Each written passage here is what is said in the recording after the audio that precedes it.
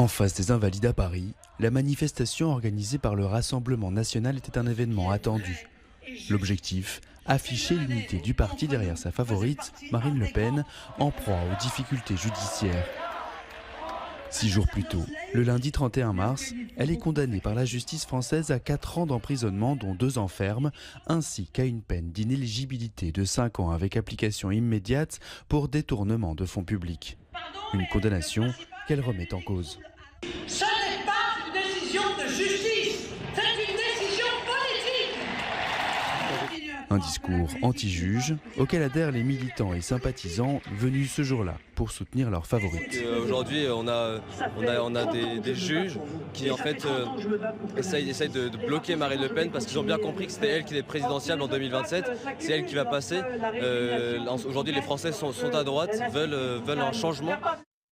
Sur scène, Jordan Bardella, président du Rassemblement national, a pris la parole et exprimé sa solidarité envers Marine Le Pen. Lors d'un débat à la télévision, j'ai adhéré aux paroles et aux convictions d'une femme qui osait parler différemment de toute la classe politique.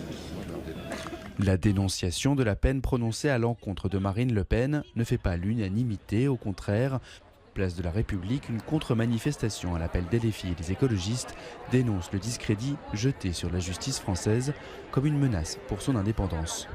Dès le soir même, cette décision de justice avait été remise en question par les personnes qui venaient d'être jugées et d'être reconnues coupables en première instance, et sous prétexte de dire que c'est pour défendre une forme d'état de droit et de dire que c'était un procès qui était politique, alors que c'est une remise en question de nos institutions fondamentales, et c'est impossible de laisser dire ça aujourd'hui en France, et c'est pour ça qu'il fallait que la gauche soit là aujourd'hui. Marine Le Pen pourra-t-elle candidater lors de la prochaine élection ? Tout dépendra du délibéré des juges de la Cour d'appel prévu pour l'été 2026. En attendant, le doute reste entier sur le sort réservé à la favorite de l'extrême droite.